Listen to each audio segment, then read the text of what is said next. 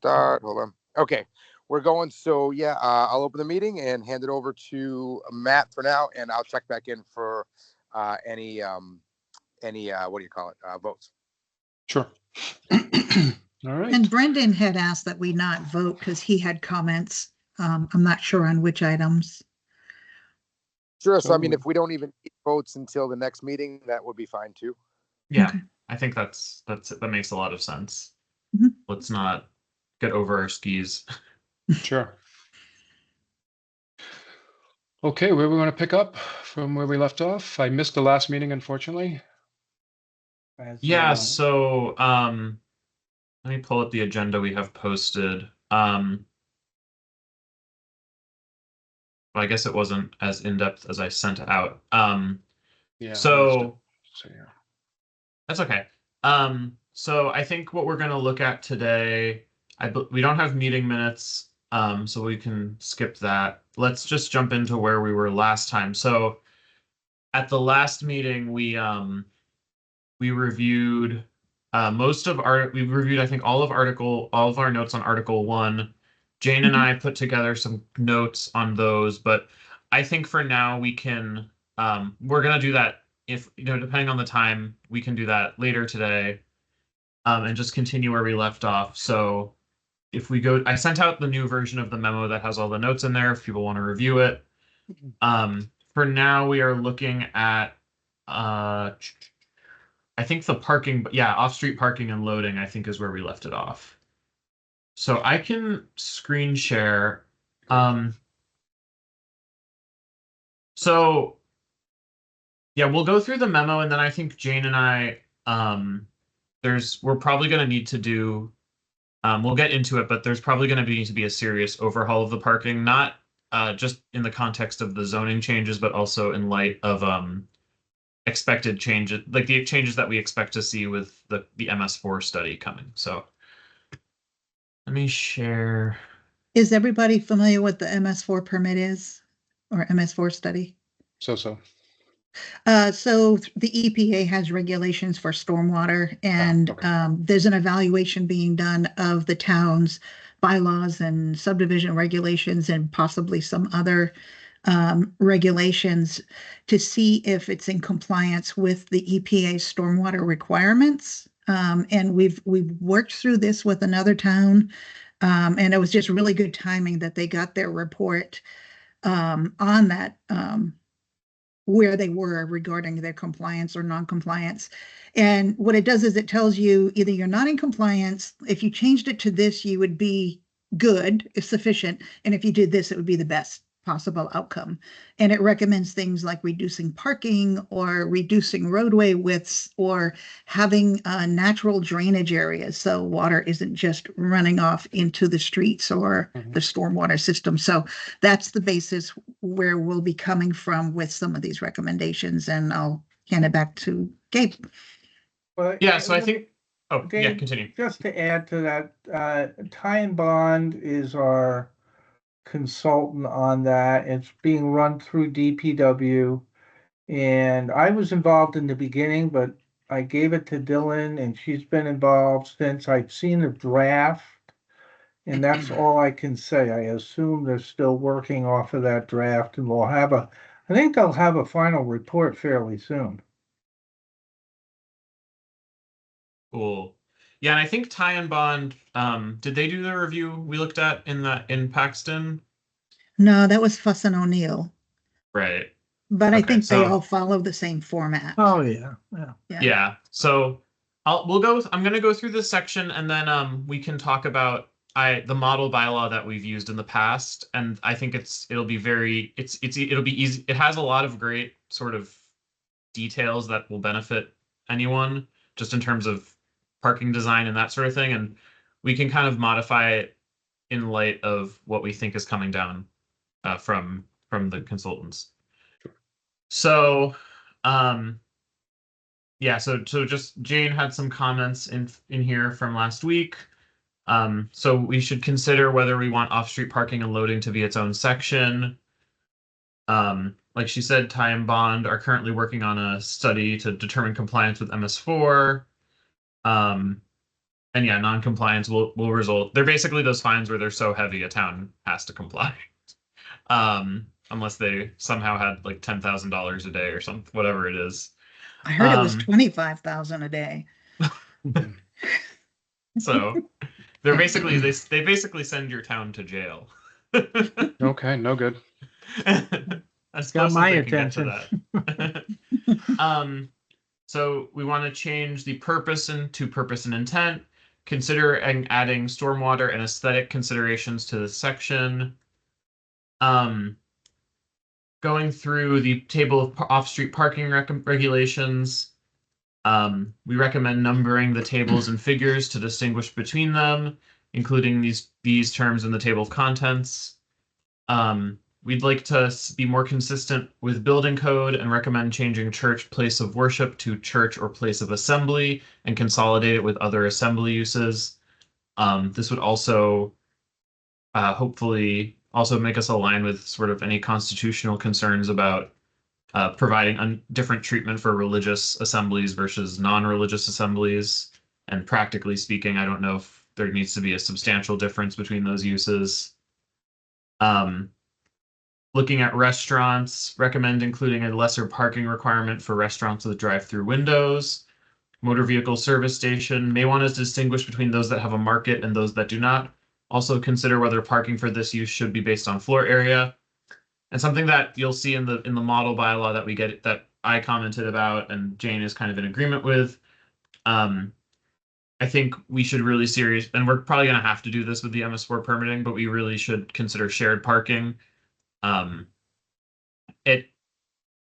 It's once you see how shared parking works, it makes it so much more straightforward to understand why certain parking is assigned where.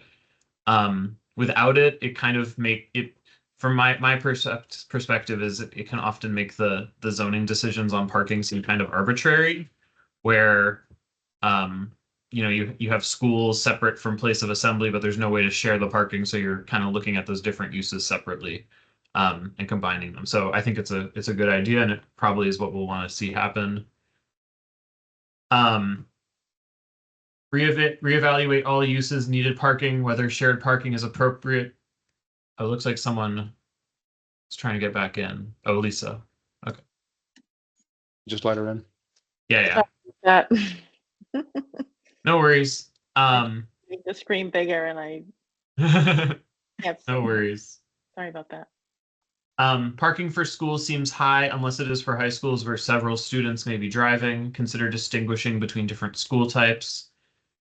Reevaluate all uses needed parking, whether shared parking is appropriate, etc., partially to reduce impervious area and improve rainwater percolation into the ground and recharge aquifers rather than providing for additional stormwater runoff. Consider whether net floor area should be used as the basis for calculating parking rather than gross floor area. Jane, do you want to, you had that comment, just kind of to explain the gross versus net floor area comment quickly. If you were to base it on the net floor area, say it's for a retail store, you're not going to count the bathrooms. You're not going to count, extra storage space in the back. It's mainly the store area. Or office space, it would be the office area, not the lunchroom, not the bathrooms, not the janitor's closet. It's just doing it based on gross just counts excess space that is being used by the same people that are in the office. So there's no need to double count it. And it helps you to reduce the overall parking requirement, which will help with the EPA MS4 permit. Can I comment on the just parking? I guess I really haven't analyzed our parking as opposed to others, but all you have to do is drive around anywhere and there's nothing, it's a pet peeve. There's nothing worse than seeing a large parking lot with nothing being used except maybe a quarter of it or whatever, even on the most busiest day. So parking can really be a problem from a stormwater standpoint, from an upkeep standpoint, from an aesthetic standpoint. So I applaud trying to be creative on how we handle that. Except for Market Basket, they fill their parking lot. Oh, in Shrewsbury. Yes. Well, we don't have one, so. Okay. Jane, it might be interesting to see what you could probably get Chris in Shrewsbury and ask him what their parking requirements were when they built that. Yeah, that would be interesting. And a little bit more about the shared parking. You could within one shopping center, suppose there's, an engineering firm and they have office space during the day, and then there's a dinner restaurant. You don't have to have parking for both uses when they're complementary and their peak time is at different times of the day. So that's kind of the idea with the shared parking. Even with a school, you're looking at the assembly area might not be. Are you going to have people coming to the assembly except outside of school hours, or coming to like a football game or something like that? So there's a lot of different ways to look at it. Moving on. So design standards. Reevaluate standards for loading spaces. Consider shared use of loading area in multi-tenant buildings. It is addressed in subsection F under joint use. Parking space standards include that the provisions are to prevent vehicles from impeding pedestrian access. Consider rewordings 10 to be clear and concise. Considering may to shall contain pedestrian sidewalks. Confirm with the fire department that 20 feet is sufficient for a fire lane. Consider whether the requirements of this subsection, so specifically the parking space, like the parking lot design subsection, Jane, would be better under subdivision. Oh, I don't know about that. Requirement. I'm trying to remember which item that refers to. I'm sorry. Can you That's scroll okay. up just a little bit? Yeah. Parking I lot don't see where standards. subdivision would have a role in this, Yeah. That's okay. Okay. other than a fire lane, but even that Yeah. wouldn't necessarily Yeah. be true. Okay. Consider the location of proposed curb cuts compared to existing curb cuts on both sides of the street. Consider establishing a minimum driveway separation and placing driveways opposite existing driveways across the street.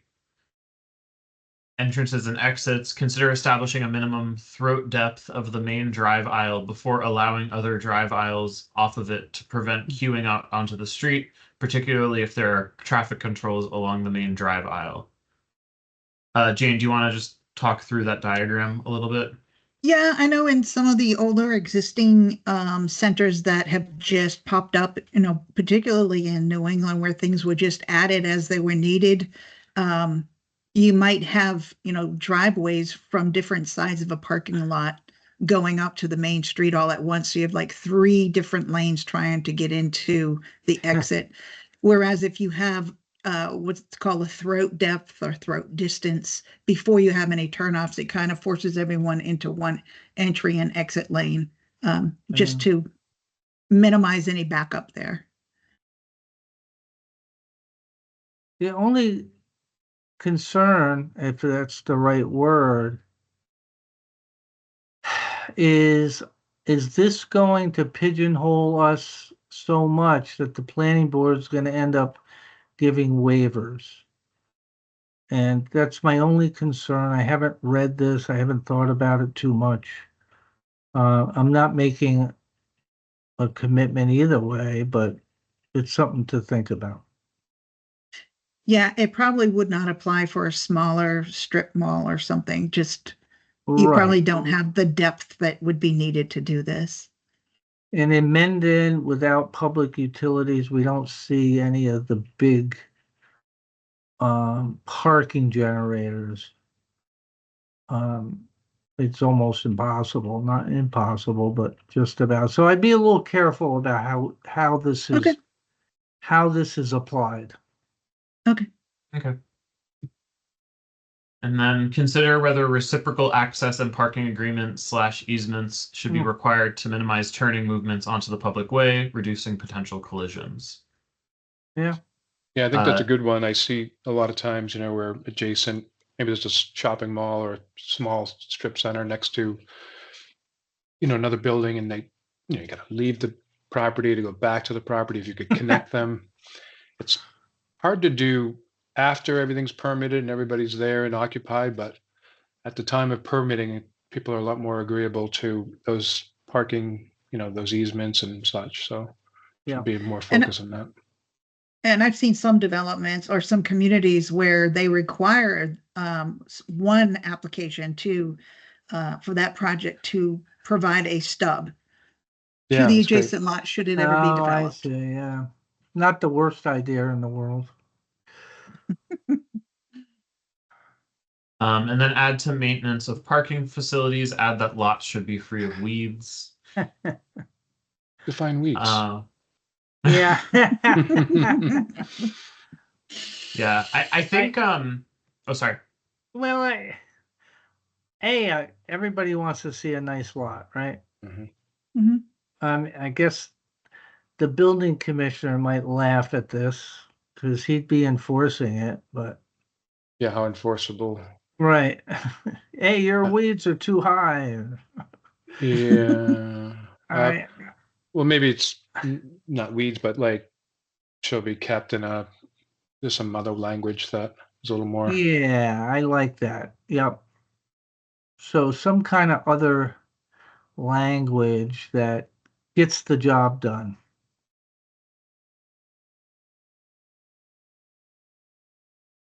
Neat, clean, something. Right. You got to give Maintained. them a little something to work with. Yeah. Yeah. And as you'll see when we get to the state parking bylaw template, it goes into a lot of detail about for certain size parking lots having Okay. landscaping requirements. And I think if you build in those landscaping requirements, then I think you're gonna probably end up with a property that gets looked at more often if you have plantings and stuff like that. And I do anticipate that public works departments will say that makes it harder to plow snow. So I guess we need to consider how we want it designed, or trying to get the landscaping in there so the aesthetics are improved. There is some pervious surface in the parking lot, but trying to make it so that it meets what public works needs. Well, DPW isn't going to be going on private property. Good point. Oh, right. They may not, as a plower, not like it, but yeah.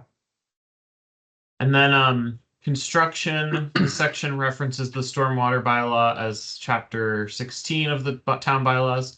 The general bylaws indicate that the stormwater bylaw is chapter 26, not 16. So it's a typographical error to correct. Revised section on parking lot and loading area to be no less than 1% and should in general not exceed 3%. The following statement allows for a maximum slope of 5%. This could be more clearly defined. Yeah. And then looking at joint use, no comments, hybrid parking, no comments, phased parking development. Recommend adding a requirement that even if some parking is designated as reserved spaces, all driveway entrances and aisles needed for adequate flow of traffic and emergency vehicle access shall be constructed during the initial phase. Interpretation of off-street parking requirements, no comments. So I'm going to do we want to look at the state template, or do we want to move on to the sign bylaw? Well, I had a couple more comments. How Okay. are we going to deal with charging stations? Is that a requirement or recommendation? It's a recommendation. It's not required in our bylaw, but I think it's a reality. Mm-hmm. I think there has to be some minimum standard. I don't even know what that is, what the going minimum standard is, but there has to be one. Isn't there built the energy code for the new building stretch codes requires something after a certain, I don't know exactly, but there's like new construction requirements for charging stations under the building code. There must be, right? I think there are. You might want to defer to that. So what it looks like. I mean, I want to make sure I'm getting this right. So it looks like the stretch code requires 20% of parking spaces to be EV ready. Okay. I think that's, But I think that's above a certain size.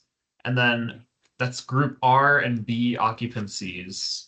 R and B? Yeah. Residential and business, or is maybe for apartments? Yeah. R and B. I'm now, I'm you know, trying. the more sophisticated Group R is developers. residential. I'm sorry. It's residential and business. Okay. Yeah. Yeah. So Maybe we it's just 20% for residential and business, 10% for all other occupancies, and then for single family zoning, I think you're looking at yeah, I think you're looking at I don't think there's any requirements for There stretch can't be. zoning. There can't be. Yeah. Should we Yeah. defer to the building code on this? Because some, I think so. Yes. yeah. And I think the key thing to keep in mind is these are EV ready spaces, so it doesn't mean that there have to be chargers there. They just have to have the wiring in, like the ability to put them in. So you know, I've been finding the more sophisticated developers want the EV chargers there. So I don't see a problem with some of the larger developments, but yeah. Do they, I don't know the economics. Are they making money off of the charging? they don't. No, whoever's providing the electricity is Okay. whatever vendor Well, they're using. Well, I know this. Anne would know more than me, that's for sure. For putting the charging stations in, they're practically giving them away right now, the state, because they really want them put in.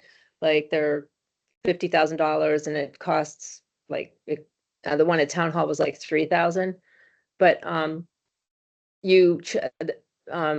there's a fee for using it, and so like the town is collecting that fee for who's using it. So I would imagine the business would collect the fee. I'm not really sure on that. That's a good question. If they put it in, I would imagine they're collecting the fee, but I think I there's don't know. different, there's a couple different brands. I did a little research on this, and it's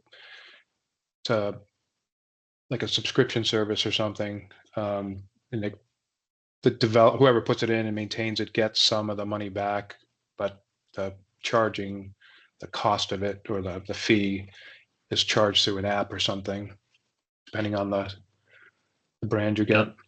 Lisa? That makes sense. and I think who Lisa, you're installs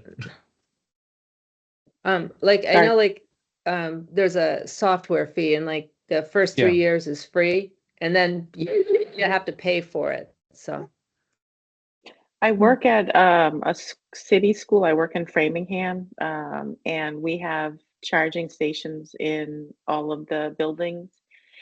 One note, I don't know if this will ever happen, but we see it in our area, is that I don't have any electric vehicle, but that I guess you can put in, like if you're low and you need to recharge, you can put in with the closest charging station. So we'll have people that don't even belong in our schools, and they'll be coming and, you know, it's taking a few hours to charge there, or however long. Sometimes they're there for a while, you know, whether it be at the school, central office, wherever, just random people charging in your parking lot. And it was free for a while. They just started charging. So it's, I think you can like tap your credit card right on the, you know, like it was like a gas tank. That's what we have at our schools. Just yeah, they want the practical. They want the information. charging stations public. Yeah, so anyone can use them. I know someone uses the one at town hall periodically. I don't know who it is. So I'm gonna do we want to review just does it make sense tonight to look at the state smart growth parking bylaw that we'll probably have to work off of, or do we want to move on to the existing sign bylaw? Either way, it's fine with me. Fine, yeah. maybe get through the base document here? Get into the Yeah, sign let's bylaw?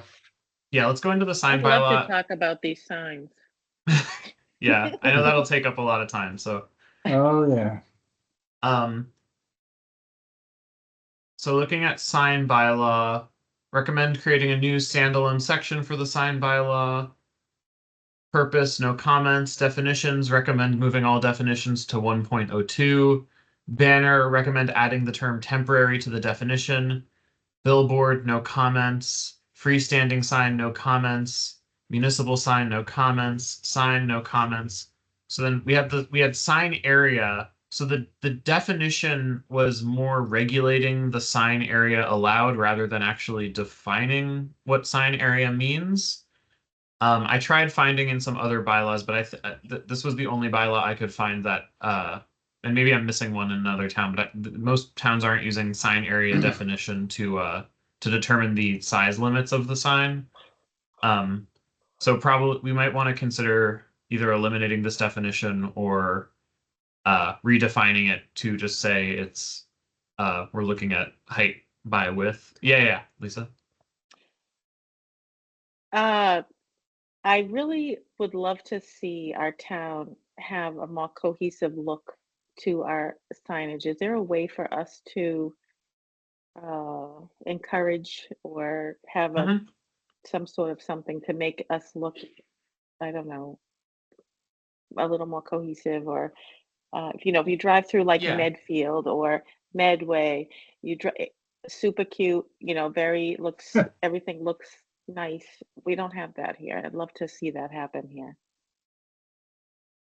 You could develop design standards for signage. Yeah, I mean, Yeah. The other thing we can everything's do, all over the place. yeah, we can also so what we've looked at in other towns is you can obviously if you have pre-existing signs, you can't do anything with them until they change the use or get a new sign. But what you can do is you can like limit I think the big thing that people have issues with are certain illuminated signs. So you'd have like the big Dunkin' Donut sign where it's internally illuminated. You can limit the signage so that you only have externally illuminated signs where you have like a spotlight shining on a sign that then is like a normal sign during the day. You can limit the colors of the sign. I think there is quite a bit of leeway for Jane, I think we can also we can require wooden signs, correct? Who reviews So- the sign design? Is it Yeah, planning board or? It'd Well, be that's planning or building. That's a great Depend- question. Just my experience. First off, you got to be very careful about First Amendment. Very careful. Secondly, I've worked in one community, a city actually, where they moved all the signs regulations to the general bylaws. And the reason they did that is there's no grandfathering. And it's police action, not building commissioner action. That probably is a little too aggressive for Mendon. The other town I worked in, and this is getting to Matt's question, is had the planning board had to approve every single sign over 6 square feet, which over 6 square feet requires a building permit. And it became where you go to a planning board meeting, they had 6 signs on every agenda, just people coming in. And it was a permit. It didn't require a hearing necessarily, unless it exceeded stuff. So I think there's different ways. The building commissioner is not going to be thrilled about becoming the buildings the signs are. I've seen, at least in one town, that they have an architectural review committee. And then there's that, or a design review committee. I don't know if it would be hard to create such a committee or if it's too much of a layer for this town, but it's like-minded people that are actually going to pay attention to the colors and That's right. stuff that maybe a planning board or a building inspector is just not going to put that attention to, or maybe overloading them. Mm-hmm. Be too much, but something to think about. Yeah, it is, and it's a good discussion to have. And I don't think, I think that's a big decision to make, whatever it Yes. is. I don't know what it's I gonna, don't want Mendon to be a honky tonk Route 16, right, the image of the town would be much more beautiful if we could have beautiful signs. I like a good honky tonk though. Come on. Listen, what is it? Not in our backyard. Let's move it Yeah, out somewhere else. NIMBY. Come on. Yeah, I know. Yeah, just it'd be nice to have. Yeah, Go right up Route 109. Go through Medway, beautiful. Yeah. Well, go, Medfield, Millis, really pretty. Yeah, they're nice. They don't Yeah. have a lot of, I guess maybe illuminated signs or, I don't know. It would be nice. Doesn't have to be a big thing either. It's not Right. overly Yeah. burdensome. Something that maybe it's another layer but something worth considering. yeah. And, Yeah, and let's keep in the back of our minds that whatever we land at here, and I think it could be anywhere, it's gotta be sold at town meeting, Yeah. Mhm. so. I thought the comment of not having like the illuminated signs, but having a spotlight on a sign, that would be Yeah. nice. Yeah, at one Yeah. time we didn't allow any internal illumination, but we allowed halo lighting or landscape lighting, which is very nice lighting. Sure. And you can limit the intensity of the light. You can limit the hours that the lights are on. Yeah, as and- long as you're competitive, you can't restrict them. They have to be competitive with whoever they're competing against. In other words, Oh. one do you place mean? can't be allowed to have a sign of Oh, good. X amount and the other Y. Yeah. But I Um, like that. I like restricting it to landscaping and halo lighting. I think the outcome eventually will be very nice. Yeah, and you're not getting into these towns where all the signs look the same, or Right. which I don't know how people like. I don't think that's the worst thing, but it's also would be a bit of a lift for most towns to pull that off. Yeah. Building signs are roof signs permitted. Recommend not allowing signs above the parapet. I agree. Agree. Okay. Are we limiting the amount? So what I've seen is, regardless of the facility, having a limit on the total square footage of signage per either property or building. Yep. Yep. We Mhm. did that in one town. There was X amount. I couldn't tell you what it was. I don't remember. It's Yeah. It had to be proportional, I believe Yeah. it was. well, maybe that's a good. Yeah. Proportional. Most towns look something. at a proportional signage. So obviously, if you had a big mall, you want a big sign that you can see from the highway. But if you have a Burger King or something, And the number of I've typically- signs, you know. Yeah, how I've many- typically seen the allowed sign area by the frontage on each tenant space in a commercial center. Yeah, So and if you're- the number of Building type of frontage. signs, Mm-hmm. I think is important. Yes. and then looking at moving on, expand definitions to address signage terms related to sign illumination, lumens and nits, intensity of illumination, internal versus external, animated signs, electronic message board / reader board signs. Are there any existing in town? So those signs that can change the content. I don't know. Is there any? I hope not. What do the car dealers have? Yeah, I don't even think they Pretty have them. reasonable, actually. What about they over can- on Cape Road? Is there anything over there? No, like ticker symbol signs or anything. Yeah. Be good to get those out of the equation before they happen. I agree. Yeah, with the Yes, flashing Matt. Yeah. messages Yeah. and time and all that stuff. Yeah. Yeah. Moving on. So I think Jane and I now can kind of get to work on those like specific kind of identifying what the variables are for you. I think is the key way I think Yep. about it. No honky tonk, quaint. Right? Wait, I That's have right. one comment on signs. I had a Yeah. Matt got me going here. I remember one town administrator, we're not going to have any little Tijuana here. Oh, jeez. Just one Sorry. comment, like on the flashing signs. I think it's the fire, police have like a flashing sign, which is fine for emergencies, but otherwise, I don't think we need to have it up. It like rolls out, and sometimes Sure. like they're advertising things, and it's just like, you know. Yeah. Buy one, get one free, all that stuff. So then That wouldn't just, I'm sorry, just Yeah. making sure if we're to cross the T's, dot the I's, whatever. yeah. That wouldn't relate at all to any, if we ever get like a sports field in our town and we got a scoreboard, that would be a sign that might be digital and, roll the score or That's, I um think we're that talking would not street relate. facing or, Yeah, That- you I could. don't know.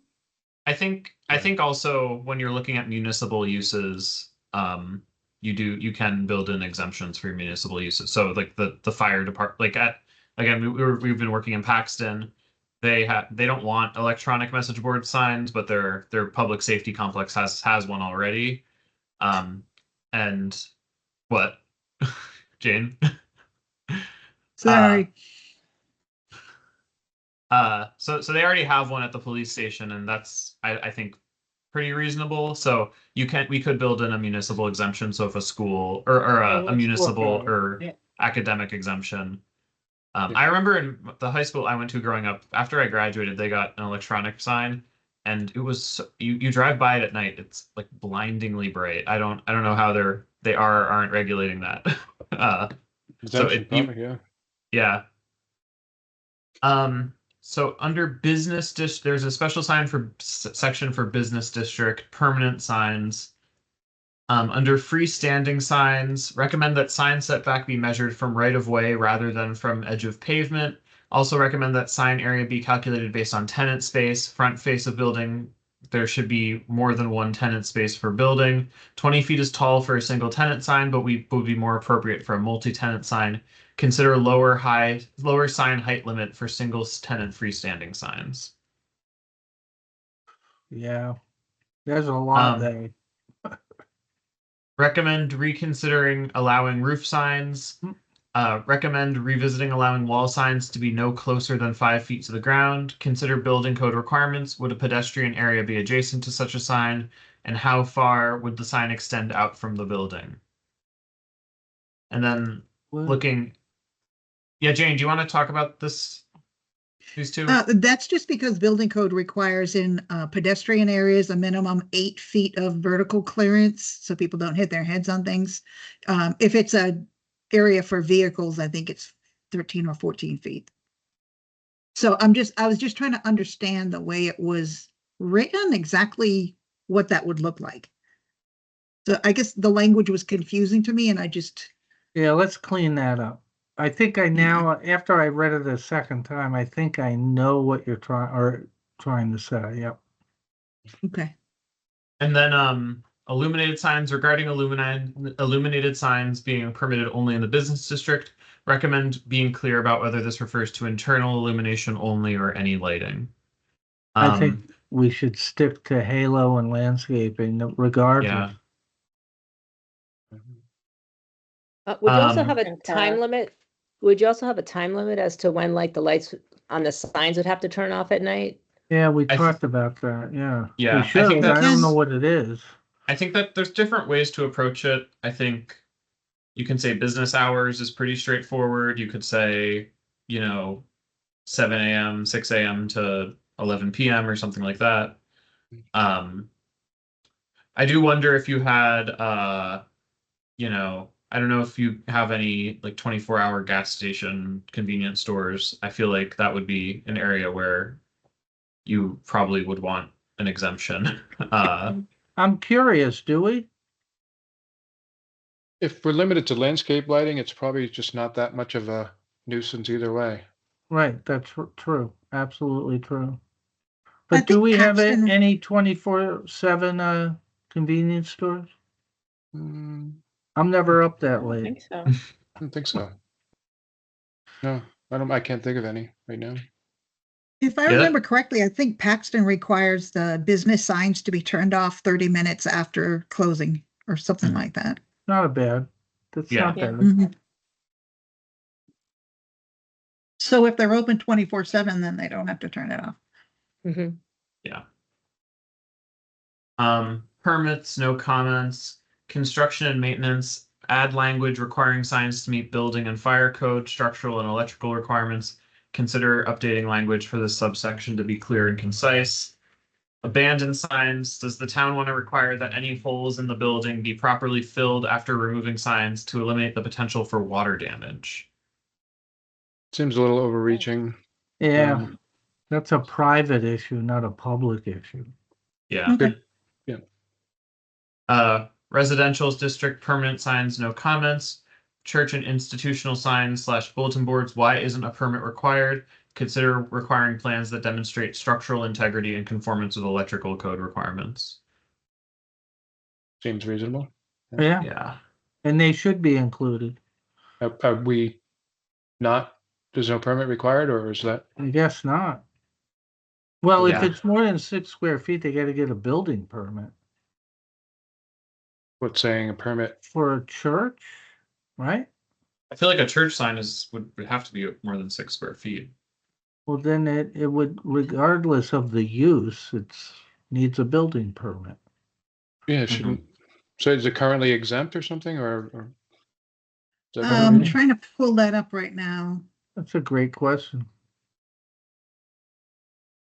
because then you start getting into First Amendment issues oh no, that's the general bylaws. If you're trying to regulate, it's like regulating use or the content of the message by providing churches with a separate requirement than other businesses. Well, why would we? I mean, Yeah, I don't- we're requiring a building permit for anybody. You're Yeah, not but- exempt from the building code. Yeah, I don't see that they should be any different than any other sign, any other commercial business type sign. Okay. Well, regardless, you now know, so Mhm. check it out. Moving on to section G, all districts temporary signs to be allowed. 1, banner signs. How long are banner signs allowed for? So many times per year, so many weeks at a time. Because Ugh, this was a nightmare in the town that the planning board was the permit giver. Banner signs, people would abuse that like you can't believe. So we don't have anything for banner signs, you're saying, or it needs help? Well, under let me see if I can find it. I see the definition: a sign of a material that is affixed at one or more edges or corners to any surface, including but not limited to a building, pole, tree, or fence. And I need to see if I can find any other regulations. Banner signs may be no larger than 16 square feet in total area, but there's nothing about a time limit. Yeah, there should be. Yeah. It's a 90-day thing, a 6-month thing. Yeah, I don't know. I can't remember what we did.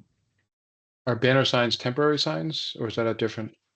Oh, It's no, G1, okay, yep. Aren't they temporary? They have to be temporary. It's under temporary, yep. Have anyone at CMR MPC seen a time limit on in other towns? But when you work on these bylaws? I'll send you You know- guys an example of one. Okay. I've seen it in other states. I would have to check other Massachusetts communities. Can I back up to church and Yeah. institutional signs or bulletin board? It says any bona fide church, congregation, community center, or similar organization or institution may erect and maintain one sign for their own use. A second sign or bulletin board may be allowed for the promotion of changeable activities. Neither sign shall exceed 20 square feet in total Oh. area. No permit required. Fine. Well, Define bona fide. and define permit. It has Maybe, to get a building permit. maybe it's exempt from the fee, but it should be a permit. Yeah. Yeah, because how are you? Is the building inspector going to go check bring out a tape measure after it's built? Ugh. Is that I typical just that think they're? it's, They usually don't have a separate. Yeah, we don't think. no, Yeah, this And- is unusual. So maybe we I should think just Yeah, I we need think to it's take a hard really- look at that. pull it out yeah, of the I, as a separate. It shouldn't be any different. yeah, I think- according to a Supreme Court case, you can, it was the, Reed versus Gilbert. Yep. You can regulate location, size, type of illumination, things like that, but you cannot regulate content. And by treating one type of organization differently than others, it's like you're trying to regulate the content. Yeah. So it's a First Amendment issue. Yeah, but we'll treat it the same. Let's make sure we treat it the same. And similarly with banner signs, I don't think I've seen banner signs specifically before. The sample I'll send you has everything imaginable. I'm not saying it's a good example, an example. Then looking at political signs, recommend adding language that signs shall only be placed in locations that do not obstruct the view or vision of motorists. Real estate signs. The sign bylaw I'm gonna send you says you can't put up a political sign until 90 days before the election, and it must come down within a week after. It's pretty precise. I don't know if we want to go there, but it's just in that example. Yeah, I think except for some edge cases, that does seem a little bit excessive. It I mean, hasn't the been a current problem. bylaw also says that political signs may not exceed one sign per candidate, public question, or and/or issue per zoning lot. So Yeah. I don't even think you can regulate that really. Yeah. Can you? Well, I may differ on that, but I don't know what we Okay. want to do. Okay. And it hasn't been an issue that's been No. like, I haven't seen any issues with this. Okay.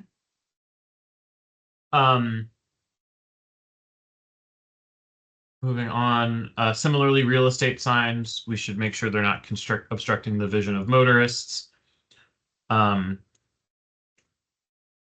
then recommend moving language. Jane, what subsection 7 is what? It says a sign permit is not required for the signs listed in section small g. And section small g is This section.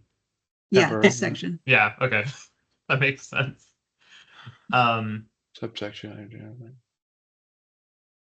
I have a Amen. question. Yeah. Should anything be added about people putting signs like in the islands on roads, you know? So sometimes like the real estate signs or political signs or businesses, illegal. it seems like, I mean, that's town property and maybe something Mhm. should be said that they shouldn't be put there. It seems to happen quite a bit.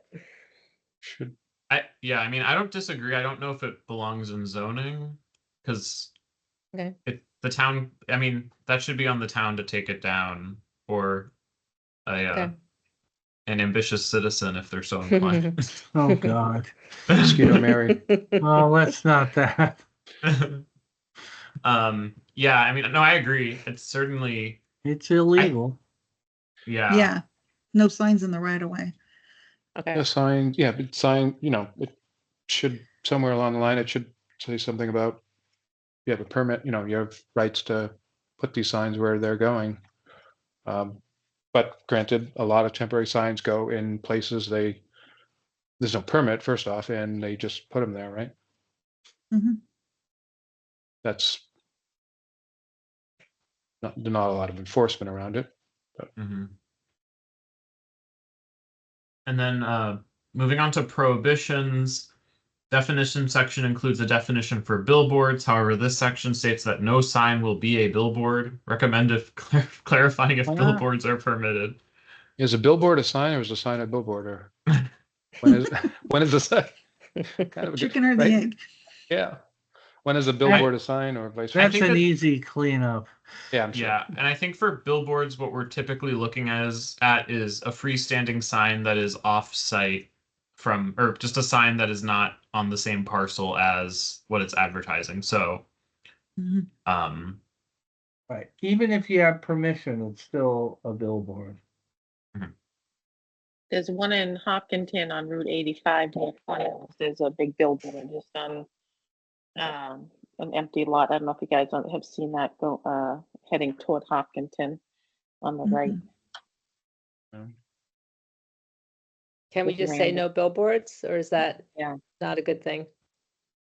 Yeah, Vermont a doesn't have zoning? any billboards and it looks very nice. I Is that- agree. Part of zoning agree. Or There's billboards? a federal statute about billboards. I know there is. I don't recall it. I haven't dealt with it in 30 years, but there used to be a federal statute. Do we have any? I'm trying to think. Do we? I don't think so. Trying to think like on buildings or anything or. I don't think so. I don't know.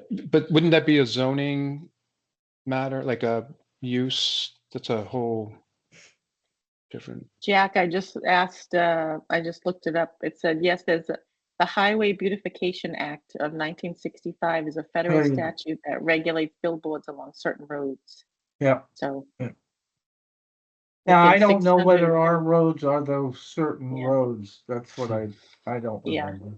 Yeah, No billboards. no. Too honky tonk. Eliminated. Too honky tonk, yes.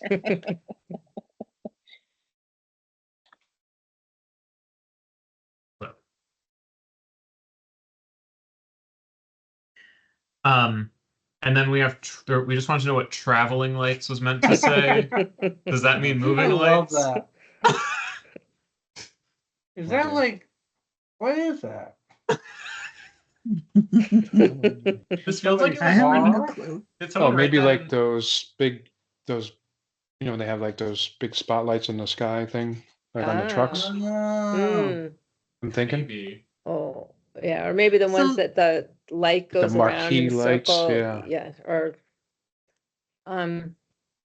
They Or call you put those. a big placard on top of your car and yeah.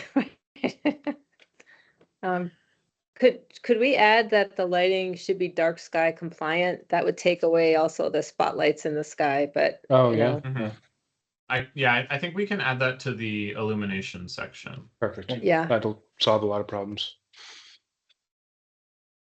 So the statement in the bylaw says no sign may have traveling lights, animation, beacons, or flashing devices, whether or not these devices are part of a sign or attached to a sign. So I Perfect. think the beacons are the ones that flash in the sky. I see. Well, we're gonna get rid of all that anyway. Traveling light sounds like what someone in like 1915 would have called a TV or something.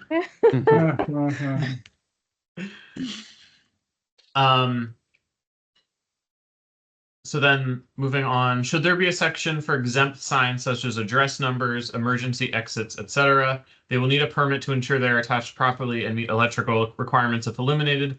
However, the area of these signs should not be counted in an overall sign allowance. I don't know about address numbers, but emergency code, code required emergency stuff. Yes. Yeah, I agree with that. Like an address number could be, Yeah. It's not a sign. it's not required. Yeah. Do we want to look at an electrical permit instead of zoning if we're looking at a sign under 6 feet? For an illuminated sign? We I mean, don't have what illuminated happens if it's signs, run right? by a battery? It doesn't need electrical permit. Yeah. It could be 4 square feet, right? Well, we're saying there's no illuminated signs, right? Right. So So, that's gone. That's out. moot point. Okay. Okay.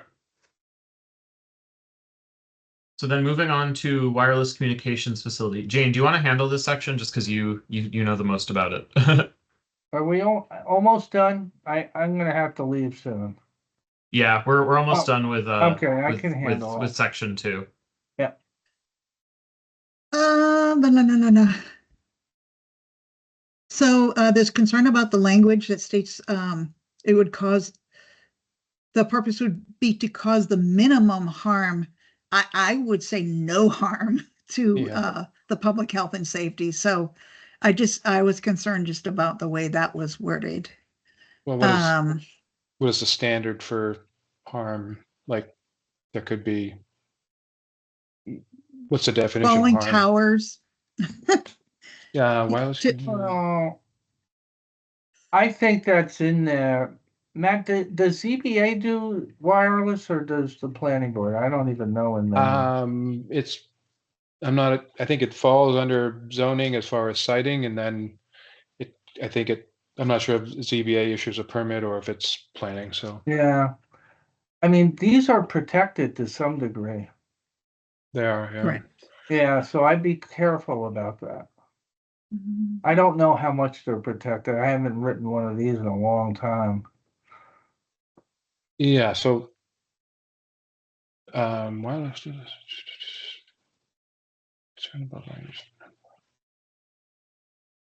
Yeah, I need to see what zoning says. Yeah, I don't know enough about what's in men and what's protected. Before you jump on that one. Mm-hmm. So I thought rather than saying the minimum harm to public health, just change it to protect public health and safety, and just That's keep it more fine. general. Yep. And then there's a term in subsection small number 1 about hazards, and I would recommend just adding the word potential before the hazards. Sure. No comments on scenic roads. I'm not sure if it's legal to restrict against adverse impact on local property values. Yeah, I don't think so. I Yeah, I don't think so either.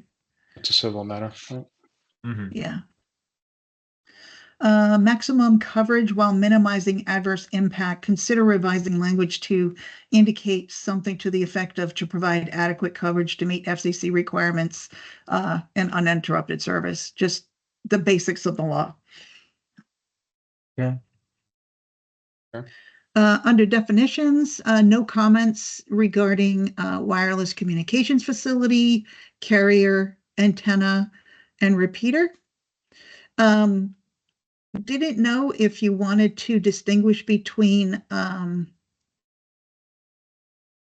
the requirements for like a monopole rather than like a lattice tower. Yeah, there was a time when towns would prefer the monopole. I don't know. I'm still I have seeing no that idea. in the bylaws we're working on. And then I recommended revisiting the definition for setback, as it will conflict with the setback as the term is used for the placement of residential, commercial, or other buildings. And perhaps this definition could be called wireless facility setback, just to distinguish between those two. Are the setbacks reasonable? It's not the amount of setbacks, it's just that the definition that's used here regarding wireless communications facility is very specifically written to address wireless facilities, whereas in other parts of the bylaw, setback means something else. It's referring to other structures, houses or commercial buildings. Yeah, but there's etc. nothing like a tower. I mean, that is in itself its own entity. Are there standard definitions that we're referring back to? And Yeah, that this is should just be- for, because let me see. The setback that we have now is for setback is the area on the ground within a prescribed radius from the base of the tower.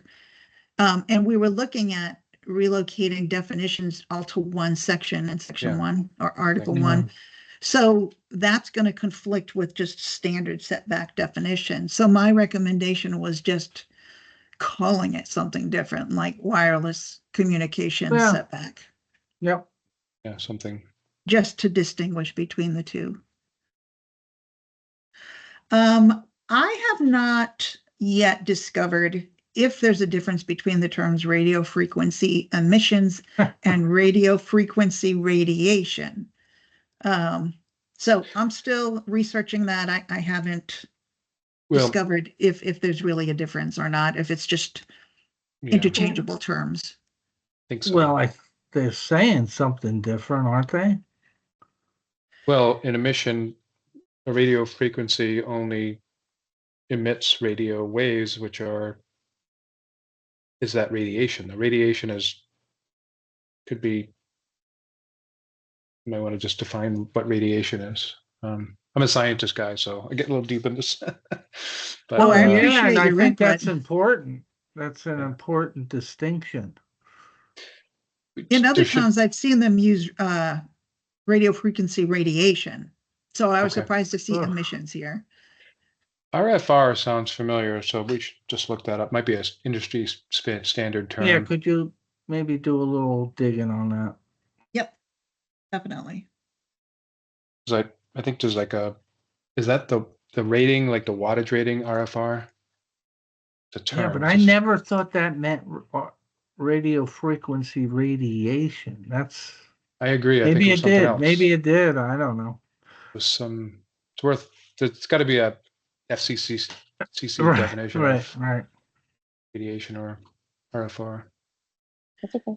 I'm looking up the definition. Radio frequency radiation refers specifically to a type of electromagnetic radiation within a certain frequency range, radio waves, while emission is a broader term that simply means the act of releasing or sending out energy. Ooh. Well, there you go. I don't know what that all It means. says which could include radio frequency radiation, but also encompasses other types of radiation like light or heat waves. Essentially, Oh. radiation is the emitted energy itself, while emission is the act of emitting it. Well, that's what it does, is the act. So emissions is Okay. more encompassing. I agree. Okay. So we'll just leave it as is then. Yeah. So thank you for looking that up. Good work. Happy to. I don't know why I was having That's what trouble I'm here finding. Thank you. You earned your pay today. Let me get Yes. my ChatGPT going here. Come on. Almost there's- there. Almost there. No comments regarding special permit and applicability and exemptions. Regarding consistency with federal law. I'm just wondering, I did look up whether there have been any updates approved since the Federal Communications Act was approved in 1996. What I have found is that there have been minor changes, but nothing that would affect these bylaws. Okay. So that was just kind of a check and see, because 96 was quite a while ago, so I wasn't sure. Regarding design requirements and performance standards, there wasn't anything particular about the fencing around the equipment and whether it should be opaque so that it really screens the view rather than chain link or wrought iron that would leave the views open. Develop language to address the requirements and or the limitations for generators, including storage of fuel at the site.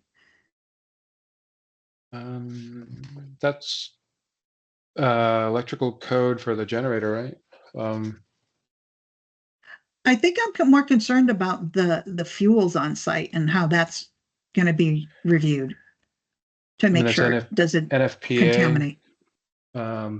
So I do a lot of fuel stuff. So Okay. the NFPA requires double wall fuel tanks and stuff. So I think, and if they needed like some big fuel storage because they had so many days or months they wanted to run this thing on temp,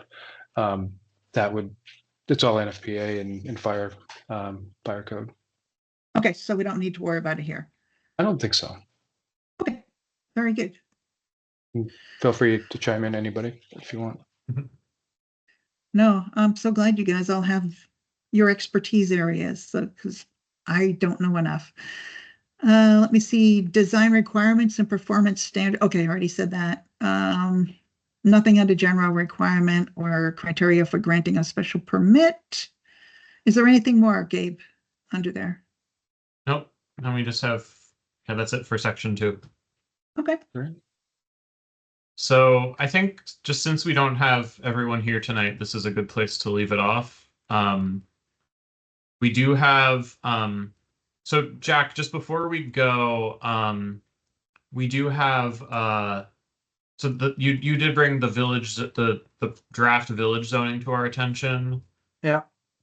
Yeah, so that's been sent out to the group. We can begin to, I think we can begin to review that in the new parking bylaw at the next meeting. Okay. And I think, do we want to meet in 2 weeks? So on November 12th? 11/12. Okay, and I'll make sure to get the agenda out, but that Thursday before. Wonderful. Cool. Motion to adjourn, someone? Can't be me. And maybe, Yep, I moved to adjourn. great, second. Again, I guess you can't second your own thing, so we're adjourning. Yeah, okay, It bye-bye. passes. Yeah, Bye, great all. meeting. Thank you, everyone. Good Good night. night. Bye-bye. Bye-bye. Good night. Bye.